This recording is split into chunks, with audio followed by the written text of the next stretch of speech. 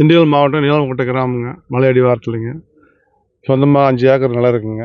அது தென்னம்பிள்ளை நட்டுருக்குறோங்க. யானை வந்து ரொம்ப அட்லீம் பண்ணி எல்லாம் சேதப்படுத்திச்சுங்க. ஒரு கன்று கூட மிச்சம் இல்லைங்க. அந்த அளவுக்கு ஆக்கி பிடிச்சுங்க.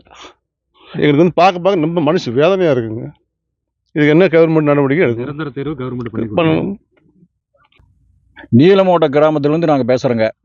மரணத்தின் விளிம்பிலிருந்து பேசுகிறோங்க. யானை பண்ண வேலைகளை பார்த்தீங்களா? வயநாடு நிலச்சரிவு மாதிரி இங்கே நடந்திருக்குதுங்க. ஆனால் யாரும் வந்து எட்டி பார்க்கல. இதுக்கெல்லாம் வந்து அமைச்சர் பெருமக்களே வந்து பார்க்கணும்.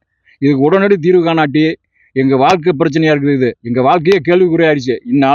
நேற்று இரவு இங்கே பண்ணிட்டு நேற்று அங்கே வந்துருச்சு, ஊர் எல்லைக்கு வந்துருச்சு. மக்களுடைய உயிர் பயம் எல்லாத்துக்கும் வந்துருச்சு. இது வாழ்க்கை பிரச்சனை ஆயிடுச்சு. இது அது தொடர்ந்தா நாங்கள் ரேஷன் கார்டை ஒப்படைப்போம், வாக்காளர் அட்டையை ஒப்படைப்போம். வாழ்க்கையை கேள்விக்குறி ஆகும்போது ரேஷன் கார்டு எதுக்கு, வாக்காளர் அடையாள அட்டை இருக்கியா? இதான் அமைச்சர் பெருமக்கள் வந்து பார்த்துட்டு இதுக்கு ஒரு வழி பண்ணணும். இதுக்கு பண்டு இல்லைன்னு சொல்றாங்க. என்ன பண்டு இல்லை? காலை உணவு திட்டத்துக்கெல்லாம் பண்டு இருக்கு. போஸ்டர் பச மாதிரி போடுற பொங்கல் காலை உணவு திட்டம், அதுக்கெல்லாம் பண்டு இருக்கு. இதுக்கு பண்டு இருக்காதா? இதுக்கு தான் செலவழிக்கணும்.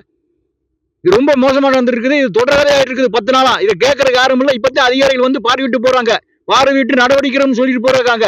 நடவடிக்கை 4 நாளைக்கு எடுப்பாங்க. 4 நாளைக்கு ஞானம் வராது. அப்புறம் அடுத்த மாசம் வரும். அதுக்கு என்ன பண்ணுவீங்க? இதுக்கு நிரந்தர தீர்வு காணணும். நிரந்தர தீர்வு கண்டாத்தான் இதுக்கு ஒரு வழி வரக்கும். இல்லாட்டி மக்கள்லாம் யாரும் வாழ முடியாது. எல்லாம் வெளியேறி ஆகணும். இது வந்து அதிகாரிகளை பிரஸ் பண்ணி மேலிடத்துக்கு தெரிவிச்சு இதுக்கு ஒரு நிரந்தர தீர்வுக்கு ஏற்பாடு பண்ணணும். இல்லாட்டி ஒன்றும் பண்ண முடியாது. நாங்க வாழ்வதா சாவதான வாழ்ந்துட்டு இருக்கிறோம். பாருங்க, அங்க எத்தனை தென்னை மரம், 300 மரத்தை காலியா பண்ணி இருக்குது. நிலச்சரிவு வந்து காலியான மாதிரி ஆயிருக்குது. அப்படியே ஒவ்வொரு நாள் தொடர்ந்துகிட்டு இருக்குது. ஒவ்வொரு விவசாய நிலமா அழிச்சுக்கிட்டு இருக்குது யானை. அது இங்கே 1 கிலோமீட்டர் நிக்குது. அது போகாது.